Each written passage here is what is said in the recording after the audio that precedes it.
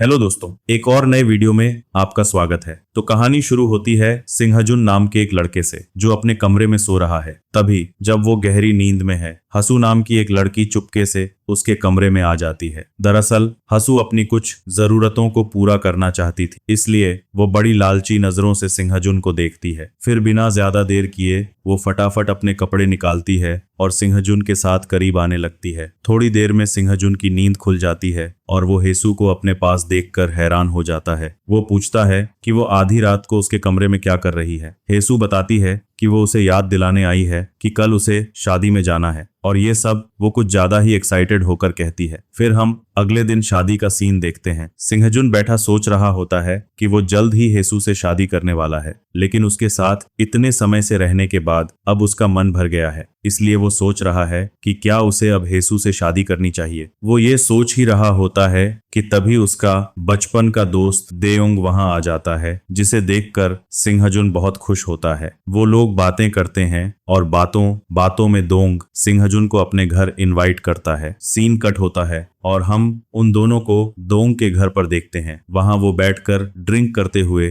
पुरानी बातें याद कर रहे हैं। दयोंग उससे थोड़ा नाराज है क्योंकि सिंहजुन ने इतने सालों में एक बार भी उससे कांटेक्ट नहीं किया। सिंहजुन भी उसे मनाता है और कहता है कि उसकी कुछ मजबूरियां थीं। जब वो दोनों बातें कर रहे होते हैं तभी देयोंग की वाइफ एजिन उनके लिए खाना लेकर आती है। सिंहजुन एजिन को देखता है और उसकी खूबसूरती में खो जाता है। एजिन भी उनके साथ बैठ जाती है। सिंहजुन उनसे पूछता है कि उनकी शादी कब हुई। एजिन बताती है कि उन्होंने कॉलेज पूरा होने के बाद शादी कर ली थी। फिर हम एक पुराना सीन देखते हैं जहां सिंहजुन देयोंग के घर उससे मिलने आया था और उसने पहली बार हेजिन को देखा था। उसे देखते ही उसे प्यार हो गया था। कहानी फिर से प्रेजेंट में आती है। अब उन्हें बात करते हुए रात के 2 बज गए हैं। सिंहजुन को थोड़ी ज्यादा ही चढ़ गई है, जिससे उसके मन में हेजिन के लिए फीलिंग्स फिर से जागने लगती हैं और उसे उल्टे सीधे ख्याल आने लगते हैं। इसलिए वो वहां और नहीं रुकना चाहता और दोंग से जाने की इजाजत मांगता है। लेकिन सिंहजुन को नशा ज्यादा हो गया होता है तो दयोंग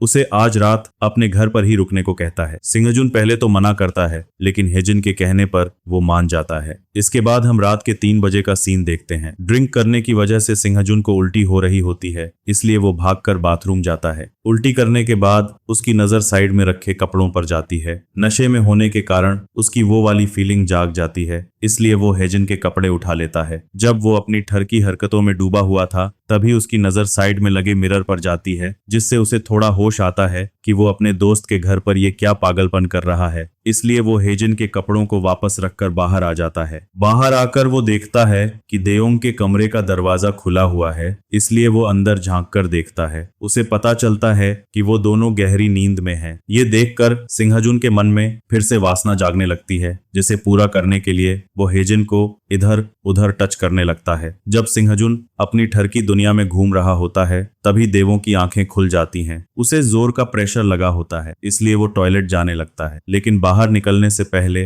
वो एक बार मुड़कर हेजिन को देखता है। दूसरी तरफ हम सिंहजुन को देखते हैं जो साइड में छुपा हुआ है और डर के मारे पसीने पसीने हो रहा है। इसके बाद हम सुबह का सीन देखते हैं जहां दोंग की आंखें खुलती हैं। आंख खुलते ही वो एक अलग ही मूड में होता है, इसलिए वो हेजिन के साथ इंटीमेट होने लगता है। फिर हेजिन की भी नींद खुल जाती है। वो देयोंग को याद दिलाती है कि सिंहजुन उनके घर पर है, इसलिए वो उसे रुकने के लिए कह रही है। देयोंग बताता है कि वो अभी गहरी नींद में होगा और वैसे भी वो पति पत्नी हैं, तो उसे सिंहजुन की चिंता करने की कोई जरूरत नहीं है। दूसरी तरफ हम सिंहजुन को उनके कमरे के बाहर देखते हैं जो उन्हें बाय करने आया था, लेकिन कमरे से अजीब आवाजें सुनकर वो उन्हें परेशान नहीं करता और चुपचाप वहां से निकल जाता है। इसके बाद हम उसे कार में देखते हैं। तभी दयोंग का कॉल आता है जो उससे पूछता है कि वो कहाँ है। सिंहजुन बताता है कि उसे एक जरूरी काम आ गया था, इसलिए उसे जल्दी निकलना पड़ा। दयोंग थोड़ा नाराज होता है, लेकिन वो सिंहजुन के ऊपर जिम्मेदारियों को समझता है, इसलिए वो कहता है कि अगली बार जब वो उनके घर आएगा तो उसे उनके साथ खाना खाना होगा। ऐसा कहकर वो कॉल कट कर देता है। हेजिंग दयोंग से सिंहजुन के काम के बारे में पूछती है तो वो बताता है कि वो ट्रेडिंग करता है, जिससे उसके पास इतना पैसा है और उसे अपने पेरेंट्स से भी काफी प्रॉपर्टी मिली थी, इसलिए वो काफी अमीर है। ये सुनकर हेजिन थोड़ी हैरान होती है। दयोंग बताता है कि सिंहजुन स्कूल टाइम में उसे पसंद करता था। हेजिन कहती है कि वो पुरानी बातें हैं और वो वहां से चली जाती है। दयोंग के चेहरे पर गुस्सा दिख रहा है। कमरे के बाहर हम एजिन को भी देखते हैं, जिससे थोड़ा अंदाजा लगता है कि उसके मन में भी सेंगजुन के लिए कुछ फीलिंग्स हैं। इसके बाद ये सीन खत्म होता है और हम सेंगजुन को उसके घर पर देखते हैं, जो बिस्तर पर लेटा सोच रहा है कि क्या हेजिन को भी उस रात के बारे में याद होगा। फिर कहानी पास्ट में जाती है, जहां हम सिंगजुन और हजन को देयोंग के घर पर देखते हैं। देयोंग वहां नहीं होता, इसीलिए वो दोनों उसके घर आने का इंतजार कर रहे होते हैं। ठंड ज्यादा होने के कारण सेंगजुन ठंड से कांप रहा होता है। हेजिन उसे अपने ब्लैंकेट में बैठने को कहती है और वो ऐसा ही करता है। फिर वक्त गुजरता है और उन दोनों को नींद आ जाती है। नींद में वो दोनों काफी करीब आ जाते हैं। गलती से सिंगजुन का हाथ एजिन को टच हो जाता है, जिससे उसकी नींद खुल जाती है। वो डर जाता है और धीरे से आंख खोलकर हेजिन को देखता है कि कहीं वो जाग तो नहीं रही है। तो उसे पता चलता है कि हेजिन पहले से ही जागी हुई है, इसलिए वो सोने का नाटक करता है। दूसरी तरफ हेजिन को भी अजीब ख्याल आ रहे होते हैं, जिस वजह से उसे नींद नहीं आ रही होती, इसीलिए वो थोड़ी हिम्मत करके कुछ करती है। वहीं सेंगजुन सोने की एक्टिंग कर रहा होता है। तभी देयोंग वहां आ जाता है और कमरे की लाइट ऑन करता है। अचानक से देयोंग को वहां देखकर वो दोनों घबरा जाते हैं। देयोंग सेंगजुन को देखता है और समझ जाता है कि वो सोने का नाटक कर रहा है, इसलिए वो उसकी चादर खींच देता है। फिर उसे सब समझ आ जाता है कि यहाँ क्या चल रहा था। गुस्से में वो सेंगजुन को पकड़ लेता है। दर्द से उसकी आंख खुल जाती है। देयोंग पूछता है कि अगर वो सो रहा था तो उसकी गाड़ी लोड क्यों है। सेंगजुन बहाना बनाता है कि ये तो उसके साथ अक्सर होता रहता है। देयोंग को पता होता है कि कुछ तो गड़बड़ है और ये दोनों उससे कुछ छुपा रहे हैं। वो कहता है कि कहीं उसके आने से पहले वो रंगियां तो नहीं बना रहे थे। ये सुनकर उन दोनों के चेहरे का रंग उड़ जाता है। उनका चेहरा देखकर देयोंग कहता है कि वो तो मजाक कर रहा था। फिर कहानी प्रेजेंट में आती है, जहां हेसु और सेंगजुन करीब आ रहे होते हैं, लेकिन सेंगजुन अभी भी हेजिन के बारे में सोच रहा होता है। हेसु को समझ आ जाता है कि सेंगजुन का ध्यान उस पर नहीं है, इसलिए वो उससे कहती है कि कहीं उसका चक्कर किसी और लड़की के साथ तो नहीं चल रहा है। अगर ऐसा है तो वो उसे बता सकता है, जिससे उन दोनों की जिंदगी खराब न हो। उसकी बात सुनकर सेंगजुन का ध्यान हेसु पर जाता है। हेसु थोड़ी नाराज हो जाती है और वहां से चली जाती है। दूसरी तरफ देयोंग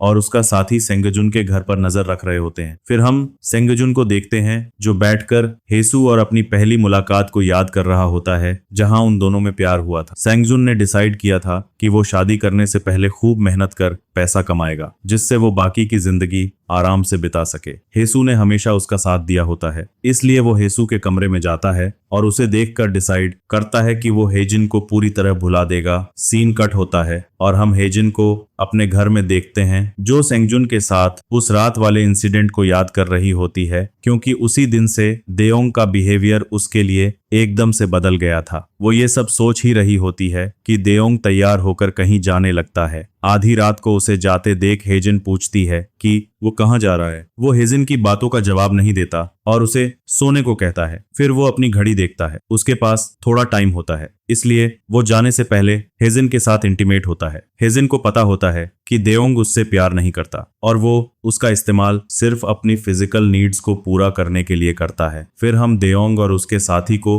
एक लड़की के घर पर देखते हैं, जहां हमें पता चलता है कि देयोंग लोगों को उधार देने का काम करता है। वो उस लड़की से कहता है कि वो जानता है कि वो उसका पैसा नहीं लौटा सकती, इसलिए वो उसे ऑफर देता है कि वो एक बॉटल हाउस को जानता है, जहां वो अपना जिस्म बेचकर उसका उधार चुका सकती है, या फिर वो अपना पैसा वसूलने के लिए उसके शरीर के अंग किसी जरूरतमंद को बेच देगा। लड़की कुछ नहीं कहती, इसलिए देयोंग मान लेता है कि वो उसकी बताई गई जगह पर काम करने के लिए तैयार है और वो उस जगह के मालिक से बात करने के लिए बाहर चला जाता है। देयोंग का साथी उस लड़की से कहता है कि वो उसका पहला कस्टमर बनना चाहता है, इसीलिए वो उसके साथ जबरदस्ती करने की कोशिश करता है, लेकिन तभी देयोंग वहां आ जाता है और उसे ऐसा करने से रोकता है। दूसरी तरफ सेंगजुन हेजिन के साथ इंटीमेट होने के सपने देख रहा होता है कि तभी उसके सपने में देयोंग आ जाता है। डर से उसकी आंख खुल जाती है। उसे समझ नहीं आ रहा होता है कि वो हेजिन को भुला क्यों नहीं पा रहा है। तो सीन कुछ ऐसा है कि सपने की वजह से सेंगजुन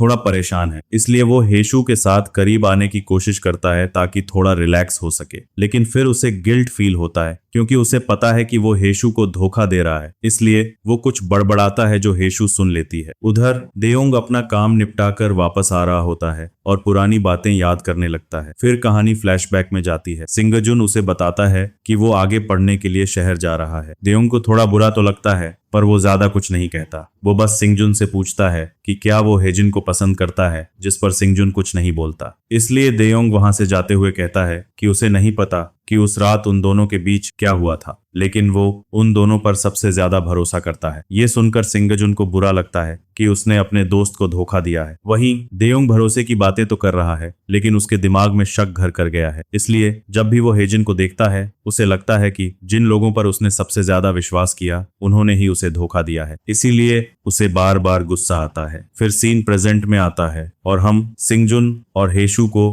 कार में कहीं जाते हुए देखते हैं। सिंगजुन को देयोंग का कॉल आता है, जो उसे कपल डिनर पर इनवाइट करता है और कहता है कि क्या वो अपने दोस्त को उसकी मंगेतर से नहीं मिलवाएगा, जिसकी वो इतनी तारीफ कर रहा था। दरअसल जब सिंगजुन देयोंग के घर पर था, तब उसने हेशु की काफी तारीफ की थी। हेशु देयोंग के मुंह से अपनी तारीफ सुनकर शर्मा जाती है और सिंगजुन से कहती है कि शाम को उसके पास टाइम है और वो उसके दोस्तों से मिल सकती है। वहीं देयोंग का दोस्त उससे कहता है कि फाइनली उसने अपना ट्रैप बिछा दिया है और पूछता है कि कहीं उसे कोई गलत फहमी तो नहीं है। देयोंग जवाब देता है कि उसने उस रात खुद सिंगजुन को उसके कमरे में देखा था। इसी के साथ यह पार्ट यहीं पर खत्म होता है। तो मिलते हैं नए वीडियो में। Thank you for watching.